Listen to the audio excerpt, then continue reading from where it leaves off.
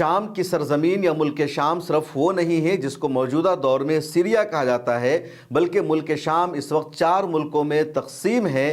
قرآن کریم میں جس ملک شام کا تذکرہ ہوا، احادیث میں جس کا تذکرہ ہے، تاریخوں میں جس ملک شام کا تذکرہ ہے، اس ملک شام کو 4 ملکوں میں تقسیم کر دیا گیا ہے۔ یہ پورا سیریا جو موجودہ شام ہے وہ تو ہے ہی اپنی جگہ، اس کے علاوہ یہ جو لبنان ہے، یہ لبنان بھی ملک شام کا حصہ ہے۔ اسی طرح جو اسرائیل اور فلسطین ہے تو یہ فلسطین بھی شام کا حصہ ہے، اور اسی طرح یہ جارڈن ہے جس کو اردن کہا جاتا ہے، تو یہ اردن بھی ملک شام کا ہی حصہ ہے۔ لیکن برٹش امپائر نے، فرینچ امپائر نے ملک شام کو 4 ملکوں میں تقسیم کر دیا۔ ایک کو شام کا نام برقرار رکھا جس کو سیریا کہا جاتا ہے، اس کے علاوہ لبنان الگ ملک انہوں نے بنایا، فلسطین الگ ملک بنایا، اور اس پر پھر ان لوگوں نے اسرائیل کو بانٹ دیا۔ فلسطین کو بانٹ کر کے انہوں نے آدھا اسرائیل کو دے دیا، آدھا فلسطین رہا، اور اس آدھے سے زیادہ فلسطین پر بھی اب اسرائیل نے قبضہ کر لیا۔ ادھر جارڈن ہے۔ شام کی جو سرحد ہے سعودی عرب سے ملتی تھی، لیکن شام سے کٹ کر جب اردن ایک نیا ملک بن گیا تو پھر سعودی عرب کی سرحد ڈائریکٹ اب شام سے نہیں مل پاتی ہے بلکہ اردن سے ملتی ہے، اور اردن کی سرحد جو ہے ملک شام سے ملتی ہے۔ ملک شام پر خلافت عثمانیہ کی حکومت تھی، یا کہہ لیجیے ملک شام آخری وقت تک خلافت عثمانیہ کا حصہ رہا۔ پہلی عالمی جنگ کے بعد جب خلافت عثمانیہ کی ہار ہوئی اور خلافت عثمانیہ کے تحت جو ممالک تھے ان ممالک پر برٹش امپائر نے، امریکہ نے، یا کہہ لیجیے فرینچ امپائر نے قبضہ کرنا شروع کیا، تو زیادہ تر خلافت عثمانیہ کے علاقوں پر برٹش امپائر نے ہی قبضہ جما لیا۔ ان لوگوں نے مل کر بانٹ لیا کہ کس پر کس کی حکومت رہے گی۔ خلافت عثمانیہ کا جو رقبہ تھا بہت بڑا رقبہ تھا، دنیا کی بہت بڑی سپر پاور طاقت اس کو کہا جاتا تھا، اور اس وقت جو مسلم ممالک ہیں تقریباً 48 ممالک ایسے ہیں جو خلافت عثمانیہ سے ٹوٹ کر یا نکل کر بنے ہیں، تو اس میں سے 4 ممالک بھی ہے۔ تو تقریباً پہلی عالمی جنگ تک یہ جو پورا ملک شام کا ایریا ہے یہ خلافت عثمانیہ کا حصہ تھا۔ خلافت عثمانیہ کے خاتمہ کے بعد ملک شام پر بھی برٹش امپائر نے اپنا قبضہ جما لیا۔ لبنان پر فرانس کی حکومت تھی، اسی طرح یہ جو اسرائیل ہے جو اصل فلسطین ہے اس پر بھی برٹش امپائر کی حکومت تھی، اور اردن پر بھی برٹش امپائر کی حکومت تھی۔ پھر ان لوگوں نے کئی مسلمانوں کو گفٹ کے طور پر دیا یا اپنا گورنر بنایا، اور اسرائیل فلسطین کو بھی ان لوگوں نے 1947 میں تقسیم کر دیا، آدھا یہودیوں کو دے دیا، آدھا فلسطین کا حصہ رکھا۔ تو قرآن کریم میں اور تاریخ میں جو ملک شام کا تذکر آتا ہے یہ پورا ملک شام ہے، اور قرآن کریم میں ملک شام کو بابرکت سرزمین کہا گیا ہے۔ اسی طرح حدیث میں تذکرہ آتا ہے کہ یہاں جو عرب کے تجار تھے وہ بزنس کے لیے، تجارت کے لیے آتے تھے، یہاں سے لوٹ کر جاتے تھے، اور شام کی جو تاریخ ہے ہزاروں سال پرانی اس کی تہذیب ہے، ہزاروں سال پرانی اس کی تاریخ ہے۔ انبیاء کرام سب سے زیادہ اسی سرزمین پر آئے ہیں۔ حضرت ابراہیم علیہ السلام بھی اسی سرزمین کی طرف آئے تھے، اور یہیں سے ابراہیم علیہ السلام مکہ مکرمہ کی طرف جاتے ہیں، عرب کی سرزمین کی طرف جاتے ہیں جہاں انہوں نے خانہ کعبہ کی تعمیر کی، اور پھر حضرت اسماعیل علیہ السلام کے قدم مبارک سے زمزم کا کنواں نکلا جو پوری اپنی تاریخ ہے۔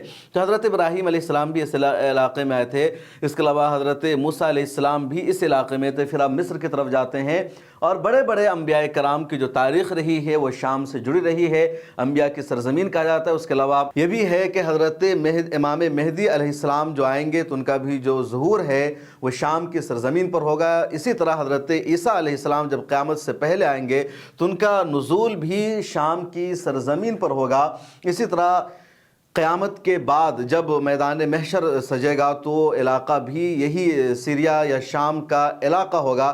اس کے علاوہ بھی جو اس کی تاریخ بتائی جاتی ہے شام کی، تو اس کا سلسلہ حضرت سام سے جڑتا ہے۔ آپ جانتے ہیں کہ جو پوری دنیا کی آبادی ہے اس کا سلسلہ حضرت نوح علیہ السلام سے جڑتا ہے۔ حضرت نوح علیہ السلام کو ابو البشر ثانی کہا جاتا ہے۔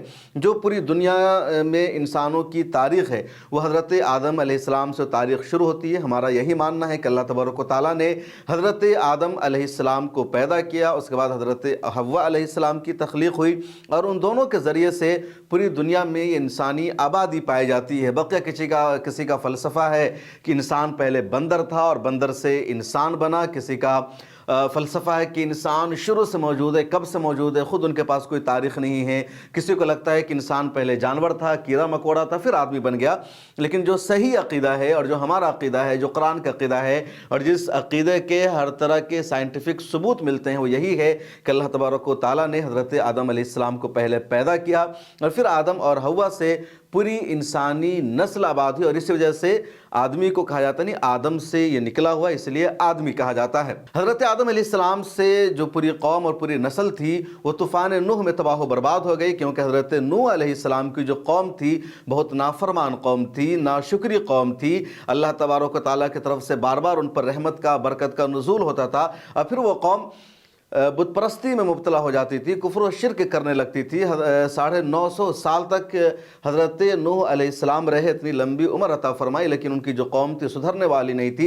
जब बार बार वो कौम सरकशी पर आमादा हो जाती थी, बगावत पर आमादा हो जाती थी, उसके बाद अल्लाह तबारक व तआला ने आलमगीर तूफ़ान का फ़ैसला किया। हज़रत नूह अलैहिस्सलाम को कहा कि आप एक कश्ती बनाइए, और उस कश्ती में जितने फरमा बरदार लोग हैं, जितने तौहीद का अक़ीदा रखने वाले हैं, सिर्फ उनको ही बैठाइए। और ऐसे लोगों की तादाद सिर्फ 40 थी उस वक्त। उसके अलावा चरिंद परिंद हर एक का जोड़ा उसमें रखा गया, और पूरी दुनिया में तूफ़ान आया, और उस तूफ़ान में पूरी दुनिया तबाह बर्बाद हो गई।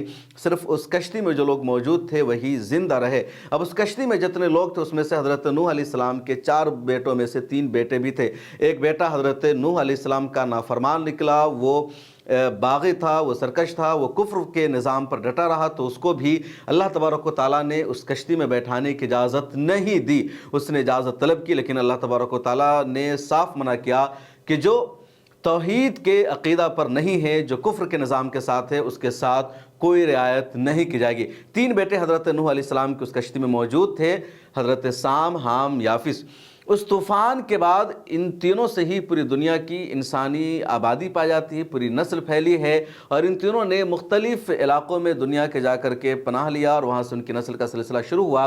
तो जो शाम का एरिया है, या पूरा जो ख़ित्ता है यहाँ जिससे नस्ल चली वो है हज़रत साम, और उसी ज़माने से इसकी तारीख़ मिलती है। और इसी एतबार से यहाँ की जो लैंग्वेज और ज़ुबान होती थी उसको सीरियन लैंग्वेज कहा जाता था। फिर अरब ज़ुबान यहाँ बहुत तेज़ी से तरक्की पाने लगी, और यहाँ के लोगों ने अरबी बोलना शुरू कर दिया। नबी करीम सल्लल्लाहु अलैहि वसल्लम के ज़माने में ही कुछ जंगें इस इलाक़ा में हुई, जैसे ग़ज़वे तबूक है, कुछ लड़ाई है जो शाम का एरिया था, और उस इलाक़े में जंगें हुई, और उन जंगों में भी मुसलमानों को अल्हम्दुलिल्लाह जीत मिली। और हुज़ूर सल्लल्लाहु अलैहि वसल्लम के ज़माने में ही जो इस्लाम का दायरा है वो अरब की सरज़मीन से निकलकर बाहर तक फैल गया था। मुल्क शाम का ही एक बादशाह था जिसको कैसर कहा जाता है, और उसने हुज़ूर सल्लल्लाहु अलैहि वसल्लम के चचा हज़रत अबू सुफ़ियान को बुलाया। वो तिजारत के गर्ज से गए हुए थे, वो सरदार मक्का भी थे। उस वक्त हज़रत अबू सुफ़ियान ने इस्लाम कबूल नहीं किया था, और उस कैसर ने, कह लीजिए शाम के बादशाह ने, हज़रत अबू सुफ़ियान से नबी करीम सल्लल्लाहु अलैहि वसल्लम के बारे में पूछा कि उनकी क्या खूबी है, वो कौन है, कैसे उनका तज़किरा होता है। तो उन्होंने ईमानदारी के साथ सच बताया, और उस वक्त के कैसर ने यकीन किया कि ये सच्चे नबी हैं जिनकी बशारत दी गई, हालांकि वो ईसाई बादशाह था। जिस तरह आज के दौर में अमेरिका को सुपर पावर कहा जाता है, उसके बाद रूस और चीन का नंबर आता है, उस वक्त दुनिया की 2 सल्तनत ऐसी थी जिसको सुपर पावर कहा जाता था। एक सल्तनत रोमन एम्पायर थी, और दूसरी जो सल्तनत थी वो किसरा सल्तनत थी। कैसर और किसरा तारीख़ में इसका बड़ा तज़किरा आता है। रोमन एम्पायर का जो दारुल हुकूमत था, उसका जो सेंटर था वो यही मुल्क शाम का इलाक़ा, और किसरा सल्तनत का जो एरिया था, जो उसका सेंटर था, वो था ईरान का एरिया। मुसलमानों ने हज़रत अबू बकर के दौर में ही मुल्क शाम के मुख्तलिफ़ इलाक़ों को फ़तह करना शुरू किया। उसके बाद जब हज़रत उमर फ़ारूक रज़ियल्लाहु ताला अन्हु का दौर आता है, तो हज़रत खालिद इब्नुल वलीद रज़ियल्लाहु ताला अन्हु की फ़ौज ने इराक़ को लगातार फ़तह करना शुरू किया, इसी तरह शाम को लगातार फ़तह करना शुरू किया। उसके बाद हज़रत अब्दुर्रहमान बिन औफ़ रज़ियल्लाहु ताला अन्हु को कमांडर इन चीफ़ बनाया गया, और उनकी कमांडर इन चीफ़ रहते हुए शाम में सबसे बड़ी तारीख़ी जंग हुई, जिसको जंग यरमूक कहा जाता है, और वो जो मौजूदा एरिया है वो ये और जॉर्डन के करीब है। तो इस जंग में तकरीबन 10 लाख से ज़्यादा ईसाई फ़ौज शामिल थी। पूरी रोमन एम्पायर इस जंग में अपनी ताकत को झोंक चुकी थी, और जो मुसलमानों की फ़ौज की तादाद है वो सिर्फ 60,000 फ़ौज थी। 6 दिनों तक ये जंग चलती रही, और उम्मीद नहीं थी, लेकिन मुसलमानों को अपनी ईमानी हरारत पर यकीन था कि हमारे पास ईमान की ताकत है, हमारे साथ अल्लाह की गैबी मदद आएगी और हमारी जीत होगी। और इसी अज़्म और हौसले के साथ हज़रत खालिद इब्न वलीद जंग लड़ते रहे। हज़रत ابو عبیدہ ابن الجراح جنگ لڑتے رہے. معاف کیجیے گا، پہلے میں نے کہا کہ حضرت عبد الرحمن بن عوف وہ اس جنگ میں سپہ سالار نہیں بلکہ حضرت عبیدہ ابن الجراح تھے، جن کو فاتح شام بھی کہا جاتا ہے. تو وہ اس جنگ کے کمانڈر ان چیف تھے، اور ان سب لوگوں کی قیادت میں عالم اسلام کی فوج نے جنگ کی. اور شروع کے 2 دنوں میں ایسا لگا کہ مسلمانوں کی فوج کو پسپائی ہو رہی ہے، پیچھے ہٹنا پڑ رہا ہے.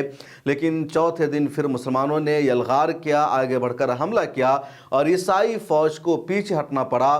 اور اسی جنگ کے بعد رومن امپائر کی بدترین شکست ہوئی، عالم اسلام کی فتح ہوئی. اور اس وقت کے قیصر نے حسرت بھری نگاہوں سے ملک شام کو دیکھا اور کہا کہ کاش دوبارہ تمہارے یہاں میرا آنا مقدر ہوتا، میں نے تم پر برسوں حکومت کی، لیکن آج یہاں سے میرا خاتمہ ہو گیا. اور وہ قیصر وہاں سے نکل جاتا ہے. اس کے بعد وہ استنبول پہنچتا ہے، یعنی قسطنطنیہ میں. وہاں جا کر کے اس نے پناہ لیا. پھر 700 سال بعد سلطان محمد فاتح نے اس کو بھی فتح کر لیا، اور وہاں سے بھی رومن امپائر کا خاتمہ ہو گیا. تو یہ جو ملک شام ہے رومن امپائر کا سب سے بڑا سینٹر تھا.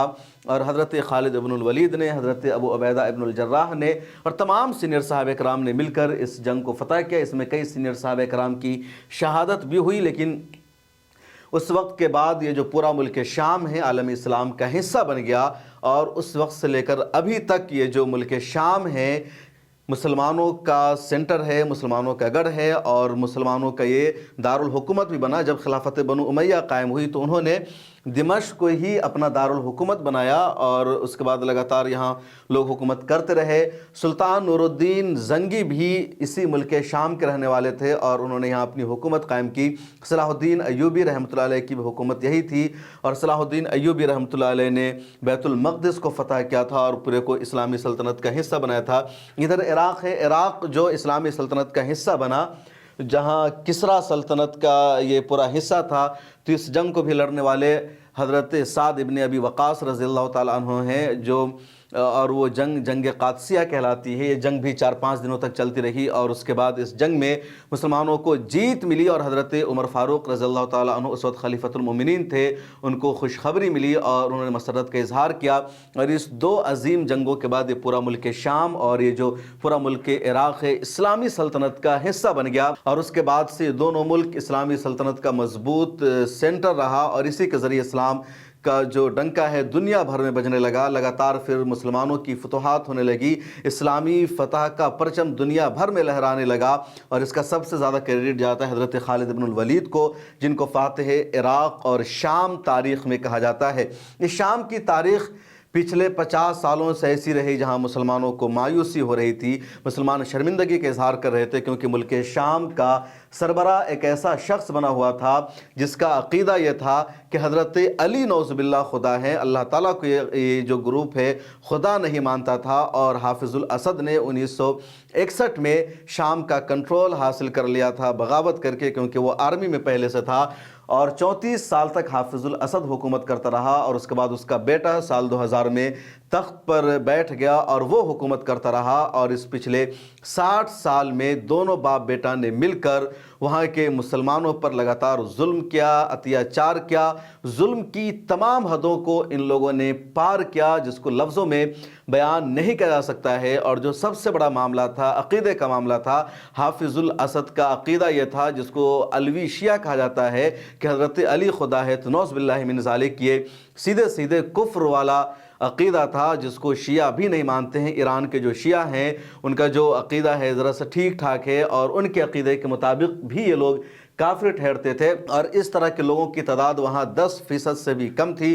دوسری طرف جو صحیح العقیدہ سنی مسلمان، ان کی تعداد وہاں تقریباً 75 سے 80% کے قریب ہے.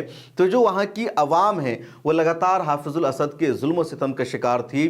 وہاں لوگوں کو کھل کر اپنی بات کہنے کی اجازت نہیں تھی. وہاں کے لوگوں کو کھلے عام مسجدوں میں تقریر کرنے کی پرمیشن نہیں تھی. وہاں کی کئی تاریخی مسجدوں پر تالے لگے ہوئے تھے. وہاں لوگوں کو اذان نہیں دینے دیا جاتا تھا، نماز پڑھنے پر پابندی تھی. کئی تاریخی مسجدیں ایسی تھی جس کو جو میناریں ہیں وہ اذان کی صداؤں سے محروم تھے. اور لگاتار وہاں کی عوام چاہ رہی تھی، دعا کر رہی تھی کہ کوئی صلاح الدین ایوبی آئے اور وہ اس ظالم سے ہمیں نجات دلائے. کوئی سلطان نور الدین زنگی آئے اور وہ اپنی حکومت قائم کرے اور ہمیں اس حکومت کا تخت مشق بننے سے ہم تخت مشق ہم نہ بن سکے، وہاں کے لوگ تمنا کر رہے تھے لیکن کوئی آپشن نہیں مل رہا تھا۔ سال 2011 میں جب عرب کے کچھ ملکوں میں مسلمانوں نے احتجاج شروع کیا، پروٹیسٹ شروع کیا، اور جس کو عرب بہاریہ تحریک کہا جاتا ہے، جیسے مصر میں ہوا، تیونس میں ہوا، موروکو میں ہوا، دنیا کے کئی ملکوں میں ہوا، تو ملک شام کے مسلمانوں نے بھی بشار الاسد کی حکومت کے خلاف احتجاج کرنے کی ہمت کی۔ سڑکوں پر آ کر ان لوگوں نے پروٹیسٹ کیا، صدائے احتجاج بلند کیا، لیکن بشار الاسد کی حکومت نے ان احتجاج کرنے والوں کو کچل دیا، ان پر حملہ کیا، ان پر ہر طرح کا تشدد کیا، لیکن ان لوگوں نے ہمت نہیں ہاری، بلکہ ان لوگوں نے الگ الگ تنظیم بنائی۔ القاعدہ کا وہاں ایک ونگ بنایا گیا اور القاعدہ کا ونگ بنا کر کے شام کے لوگوں نے مسلح جد و جہد شروع کر دیا، اور محمد الجولانی جو اس وقت اس پوری آزادی کی تحریک کی قیادت کر رہے ہیں، انہوں نے جبہت النصرہ جو القاعدہ کا ونگ تھا اس کی قیادت سنبھالی۔ سال 2013 میں جب داعش کا قیام عمل میں آیا تو داعش نے بھی اپنا ایک ونگ بنایا اور اس نے بھی شام میں اثر و رسوخ قائم کرنے کی کوشش کی، لیکن شام کے جو لوگ تھے جو آزادی چاہ رہے تھے ان کو اپنے مقصد میں کامیابی نہیں مل پا رہی تھی۔ تب سال 2016 میں ان لوگوں نے پھر سے مسلح جد و جہد کی اور جو حکومت کی آرمی تھی اس پر حملہ کیا، کچھ علاقوں کا کنٹرول حاصل کرنے کی کوشش کی، لیکن بشار الاسد کی حکومت نے ان تمام باغیوں کو یا ان تمام فائٹرز کو کچلنے کی کوشش کی، اور اس کی آڑ میں عام عوام پر حملے کیے گئے، اور بشار الاسد کے اس حملے کی وجہ سے 1 کروڑ سے زیادہ شام کے مسلمانوں کو اپنا ملک چھوڑنا پڑا، اپنا گھر چھوڑ کر جانا پڑا، جس میں سے 45 لاکھ کو صرف ترکیہ نے اپنے یہاں پناہ دیا۔ ترکیہ 45 لاکھ شامی مسلمانوں کی میزبانی کرتا ہے، اس کو اپنے یہاں اس نے پناہ دے رکھا ہے۔ اس کے علاوہ بڑی تعداد میں وہاں کے لوگوں نے اردن میں جا کر پناہ لیا، لبنان میں جا کر پناہ لیا، یا اسی طرح شام کے مسلمان جرمنی گئے، اٹلی گئے، یورپ کے ملکوں میں جا کر کے انہوں نے ہجرت کی۔ سعودی عرب میں بہت سارے لوگوں نے جا کر کے ہجرت کی، کیونکہ وہ حافظ الاسد اور بشار الاسد کے ظلم سے پریشان تھے، اور کسی ایک ملک کے 1 کروڑ کی آبادی نے ہجرت کی ہو، اپنا ملک چھیڑا ہو، شام کے علاوہ کوئی دوسرا ملک ایسا نہیں ہے۔ اتنا ہی پر بشار الاسد نے اکتفا نہیں کیا، بلکہ 5 لاکھ مسلمانوں کا اس نے قتل بھی کیا، جس کا ڈیٹا موجود ہے کہ ساری تصویریں اس وقت دنیا بھر میں وائرل ہوئی، اور شام کے مسلمان جتنے مظلوم تھے اتنے مظلوم کہیں اور کے مسلمان نہیں ہو سکتے ہیں۔ اسی دوران سال 2016 میں محمد الجولانی نے ایک نئی کوشش کی، انہوں نے ایک نئی تنظیم بنائی، حیات تحریر الشام، اور ان کو لگا کہ القاعدہ دنیا بھر میں اپنی ایکٹیویٹی کرتی ہے، دنیا بھر میں القاعدہ اسلامی خلافت قائم کرنے کی تحریک چلاتی ہے۔ داعش پہلے سے بدنام تنظیم ہے، جس کے بارے میں کہا جاتا ہے کہ امریکہ نے اس کو کریٹ کیا ہے، اور ان تنظیموں کے ساتھ کام کرنے کی وجہ سے ہمیں بشار الاسد کے ظلم سے آزادی نہیں مل سکتی، ہمیں نجات نہیں مل سکتی ہے۔ اس لیے ضروری ہے کہ ہم اپنی الگ تنظیم قائم کریں، الگ طریقہ کار اپنائیں، اور ہم اس جد و جہد کا آغاز کریں۔ چنانچہ انہوں نے ایک الگ تنظیم بنائی جس کا نام رکھا حیات تحریر الشام، اور جو چھوٹے چھوٹے گروپ بشار الاسد کے خلاف جنگ لڑ رہے تھے، آزادی چاہتے تھے، ان سب کو انہوں نے اپنے ساتھ ملایا، اور خاموشی کے ساتھ چپ چاپ انہوں نے کوشش کر دی، اور اس کا نتیجہ 27 نومبر کو سامنے آیا، جب 27 نومبر کو ان لوگوں نے ادلب سے نکل کر سیدھے ایلپو پر حملہ کیا اور حلب کا کنٹرول حاصل کر لیا۔ اس کے بعد حمات کا کنٹرول ان لوگوں نے حاصل کر لیا، پھر حمص کی طرف یہ لوگ بڑھتے ہیں اور حمص کا کنٹرول انہوں نے حاصل کر لیا، اور اس کے بعد دمشق کا بھی انہوں نے کنٹرول حاصل کر لیا، اور پورے شام پر انہوں نے اپنی حکومت بنا لی۔ پورے شام کو انہوں نے بشار الاسد سے آزاد کرا دیا، اور بشار الاسد کو ملک چھوڑ کر جانا پڑا۔ کیسے وہ بھاگا؟ دن کے اجالے میں بھی وہ نہیں بھاگ سکا، اتنا زیادہ خوف زدہ تھا، اور اس طرح شام پر ان لوگوں نے اپنی باضابطہ حکومت بنا لی ہے۔ اب کیسی حکومت ہوگی، کیا نظام ہوگا، کیا سسٹم ہوگا، اگلے دنوں میں بھی آ جائے گا۔ اچھی خبر یہ ہے کہ اس گروپ کی حکومت کو دنیا کے سب ملکوں نے ایک طرح سے تسلیم کر لیا ہے، کسی نے ریجیکٹ نہیں کیا ہے، کسی بھی ملک نے اپنے ایمبیسڈر اور سفیر کو وہاں سے واپس نہیں بلایا ہے۔ آپ نے دیکھا ہوگا کہ جب افغانستان میں طالبان کی واپسی ہوئی اقتدار میں، تو انڈیا نے، امریکہ نے، روس نے، دنیا کے تمام ملکوں نے اپنے سفارت خانہ کو وہاں بند کر دیا، اپنے سفیر کو واپس بلا لیا۔ پھر بعد میں کچھ لوگوں نے اپنے رشتے بحال کیے ہیں، ان کے سفارت خانے کھلنے شروع ہوئے ہیں۔ لیکن شام کی اچھی بات یہ ہے کہ ملک شام میں جب اقتدار کی تبدیلی ہوئی ہے، جب وہاں تختہ پلٹ ہوا ہے، تو نہ تو امریکہ نے، نہ تو روس نے، نہ تو انڈیا نے، کسی بھی ملک نے اپنے ایمبیسڈر اور سفیر کو وہاں سے واپس نہیں بلایا ہے، کسی نے بھی وہاں اپنی ایمبیسی کو بند نہیں کیا ہے، نہ کسی بھی ملک نے ملک شام کی جہاں جہاں ایمبیسی ہے اس پر تالا لگوایا ہے، وہاں کے سفیر کو اپنے یہاں سے باہر نکالا ہے۔ ہے، بلکہ خبر یہ آ رہی ہے کہ دنیا کے کئی ملکوں میں جو ملک شام کی ایمبیسی ہے تو وہاں جو پہلے جھنڈا تھا بشار الاسد کے دور کا، اس جھنڈے کو نکال دیا گیا ہے، اور اپوزیشن آرمی جو جھنڈا استعمال کر رہی تھی یا سول ڈیفنس فورس جو جھنڈا استعمال کر رہی تھی، اس جھنڈے کو وہاں کی ایمبیسیز پر لگایا جا رہا ہے۔ تو یہ تاریخی سچائی ہے۔ اس کے علاوہ جو حیات تحریر الشام ہے، یہ مختلف گروپ کو بھی اپنے ساتھ ملانے کی کوشش کر رہے ہیں، کیونکہ ملک شام کا ایک علاقہ ایسا تھا جس پر بشار الاسد کی حکومت پہلے سے نہیں تھی، وہاں دوسرے گروپس کی حکومت تھی۔ اب یہ ان سب گروپ کو اکٹھا کرنے کی کوشش کر رہے ہیں۔ اس کے علاوہ یہ بھی جان لیجئے کہ حیات تحریر الشام نے بہت پہلے ہی ایک اپنی حکومت بنا لی تھی ادلب میں، اور اس حکومت کی تمام ذمہ داری طے کر دی گئی تھی کہ کس کے ذمے کیا ہوگا۔ تب اس کو بھی بروئے کار لانے جا رہے ہیں۔ انہوں نے ہر ایک کو آزادی دی ہے، اور سیدہ زینب رضی اللہ تعالیٰ عنہ کے مزار سے باضابطہ اعلان کرایا گیا کہ یہ جو لڑائی ہے شیعہ اور سنی کی لڑائی نہیں ہے، کیونکہ ایک گروپ ہے جو یہ نیریٹو پیش کر رہا ہے کہ یہ شیعہ اور سنی کی لڑائی ہے، جبکہ سچائی کے خلاف ہے۔ یہ بشار الاسد کے ظلم کے خلاف لڑائی تھی، اور ہمیں اس ظلم سے آزادی مل گئی ہے۔ اب ہم آزاد ہیں، اور ہم ایک جمہوری نظام لگائیں گے، اسلام کا نظام قائم کریں گے۔ اب یہ سمجھیے کہ یہ پورا سیریا ہے، اور یہ جو ریڈ کا پورا ایریا ہے سیریا کا، دمشق، یہ ہومس اور حما اور یہ دیر از، یہ پورا ایریا ہے جس پر بشار الاسد کی حکومت تھی۔ بقیہ جو رقہ ایریا ہے جو ریڈ ہے، یہ بھی پورا کا پورا شام کا ایریا ہے، لیکن یہاں پر بشار الاسد کی حکومت نہیں تھی، نہ بشار الاسد کا کوئی کنٹرول تھا، نہ بشار الاسد کی آرمی یہاں تھی، بلکہ اس ایریا پر کردش لیڈ سیرین جو ڈیموکریٹک فورس ہے جس کو SDF کہا جاتا ہے، اس کی حکومت تھی اس ایریا پر۔ اس کے بعد آپ کو یہ جو ایریا دکھ رہا ہے جس میں الیپو شامل ہے، تو اس ایریا پر پہلے سے حیات تحریر الشام کی حکومت تھی۔ اس کے بعد یہ جو ادلب کا ایریا ہے، تو ادلب کے ایریا پر بھی جو حکومت تھی وہ حیات تحریر الشام کی اور اس کے کچھ الائنس گروپ کی۔ اس کے علاوہ اب یہ جو ایریا دیکھیے، یہ جو ایریا ہے تو یہاں پر بھی ٹرکش کے جو الائنس ہے سیرین ریبل فورس، ان کی حکومت تھی۔ اس کے علاوہ یہ جو ایریا ہے اس پر کچھ دوسرے گروپ کی حکومت تھی، اور یہاں ایک ایریا یہ ہے، یہ گولان ہائٹس ہے، اور اس علاقے پر جو ہے وہ اسرائیل کا قبضہ ہے۔ تو یہ جو ملک شام ہے اس پر پہلے بھی بشار الاسد کی پوری طرح حکومت نہیں تھی، بس 50-60% علاقہ پر ان کی حکومت تھی۔ اتنا بڑا علاقہ جو ہے وہ SDF کے پاس تھا، یہ پہلے سے ان کے پاس تھا، انہوں نے یہاں حکومت بنا لی تھی، اور اب انہوں نے پورے علاقے کا کنٹرول حاصل کر لیا ہے۔ اور جب حیات تحریر الشام کی آرمی آگے بڑھتی ہے، مختلف شہروں کو قبضہ کرتی چلی جاتی ہے، تو نہ تو روس کی کوئی مدد آتی ہے، نہ ایران کی مدد آتی ہے، نہ کوئی اور ملک مدد کرنے آتا ہے، اور یہ صاف میسج ہے کہ بشار الاسد کے خلاف پہلے سے سب لوگ تھے، اور جو موجودہ حکومت بن رہی ہے اس کو دنیا تسلیم کرنے جا رہی ہے، دنیا ایکسیپٹ کرنے جا رہی ہے، سپورٹ کرنے جا رہی ہے۔ اب ایک غلط پروپیگنڈا یہ کیا جا رہا ہے، یا نامعلوم کون لوگ اس طرح کی خبریں پھیلا رہے ہیں کہ ملک شام میں اسرائیل کی آرمی داخل ہو گئی ہے، اسرائیل نے اپنا کنٹرول کرنا شروع کر دیا ہے۔ یہ سراسر جھوٹ ہے، حقیقت کے خلاف ہے۔ اسرائیل نے صرف بفر زون میں اپنی آرمی کو تعینات کیا ہے، اور پہلے سے اسرائیل کے قبضے میں ہے وہ علاقہ، اور اس کا مقصد اسرائیل نے بتایا ہے کہ یہ جو مجاہدین پورے شام میں آ گئے ہیں، پورے شام کو انہوں نے فتح کر لیا ہے، تو کہیں وہ لوگ اس خوشی میں اور اس وقت جو ان کے حوصلے بلند ہے اسرائیل میں داخل نہ ہو جائے، اس لیے اس کو روکنے کے لیے انہوں نے بفر زون میں اپنی آرمی کو تعینات کیا، جو صرف 15 کلومیٹر کا ایریا ہے۔ اس کے علاوہ کہیں بھی ملک شام میں اسرائیل کی آرمی داخل نہیں ہوئی ہے۔ تو یہ جھوٹ ہے جو کہا جا رہا ہے کہ بشار الاسد کے بعد اسرائیلی آرمی داخل ہو گئی ہے۔ آپ نے دیکھا ہوگا کہ 14 مہینے جنگ کو ہو چکے ہیں، لگاتار غزہ پٹی پر اسرائیل کا حملہ جاری ہے۔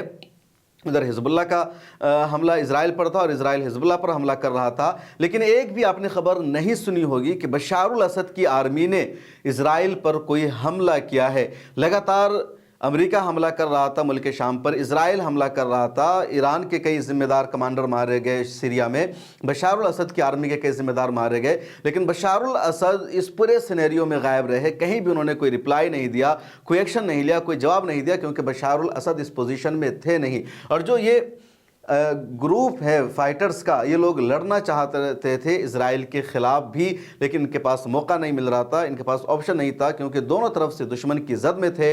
تو اب امید یہی کی جا رہی ہے کہ یہ لوگ فلسطین کا مکمل طور پر ساتھ دیں گے۔ ادھر حزب اللہ کی بھی اب حکمت عملی دیکھیں کہ حزب اللہ نے 15 نومبر کو ہی اپنی آرمی کو، اپنے لڑاکوں کو شام کی سرحدوں سے واپس بلا لیا تھا، مکمل طور پر لبنان وہ چلے گئے تھے، تو حزب اللہ نے بھی بلا لیا تھا، اور ایسا لگ رہا ہے کہ کوئی بھی بشار الاسد کے ساتھ نہیں تھا، اور بشار الاسد کا جو ظلم ہے وہ حد سے تجاوز کر چکا تھا، پانی سر سے اونچا ہو چکا تھا۔ وہاں کی جو جیل ہے سیدانہ جیل ملک شام کی، وہ دنیا کی سب سے بدنام زمانہ جیل ہے، اور وہاں اس طرح قیدیوں کو رکھا جاتا تھا، وہاں اس طرح پھانسی دی جاتی تھی جس کا اندازہ نہیں لگا سکتے۔ صرف 2011 سے 2017 کے بیچ میں اس جیل میں قید 35,000 مسلمانوں کو پھانسی کے پھندے پر بشار الاسد نے لٹکایا۔ وہاں پورے ہفتے میں 2 دن پھانسی دی جاتی تھی اور روزانہ 50-60 لوگوں کو پھانسی کے پھندے پر لٹکایا جاتا تھا۔ تو اس طرح کا ظلم اور اتیاچار ہو رہا تھا ملک شام میں، اور یہ سب بشار الاسد کے دور میں یا اس کے والد حافظ الاسد کے دور میں ہو رہا تھا۔ تو وہاں کے عوام کو اس ظلم سے نجات ملی ہے، اور اس ملک شام میں ایک نئی حکومت اب قائم ہونے جا رہی ہے، اور انہوں نے بہت حکمت عملی سے، بہت محبت کے انداز میں، یا جس طرح ایک حکومت میں پاور کو منتقل کیا جاتا ہے، اقتدار کی تبدیل ہوتی ہے، اس انداز سے کام کر رہے ہیں۔ کوئی شور شرابہ نہیں ہے۔ انہوں نے رات کا کرفیو لگا دیا ہے، فائرنگ میں جشن کے لیے فائرنگ کرنے پر پابندی لگا دی ہے، ہر ایک کو ہر طرح کی آزادی دی ہے۔ تو یہ اچھی خوبی ہے۔ اب دیکھنا یہ ہے کہ آگے کیا ہوگا۔ آپ بھی اچھی امید رکھیں، مجھے بھی اچھی امید ہے، اور یہ ملک شام کی پوری تاریخ ہے جس کا میں نے آپ سے تذکرہ کیا ہے۔ کیسی لگی آپ کی یہ ویڈیو کمنٹ سیکشن میں ضرور لکھیں، اور سوشل میڈیا کے سبھی پلیٹ فارم پر ملت ٹائمز کو فالو کر لیجئے۔ ملت ٹائمز کو جاری رکھنے اور مضبوط بنانے کے لیے ہماری آرتھک سہایتا کیجیے۔ یہ ایک آزاد میڈیا ہاؤس اور کمزوروں کی آواز ہے۔ آپ ہمیں دیکھیں، سنیں، پڑھیں اور ہر مہینے زیادہ نہیں، صرف 100 روپے سے مدد کریں۔ ڈیٹیلز ڈسکرپشن میں موجود ہیں۔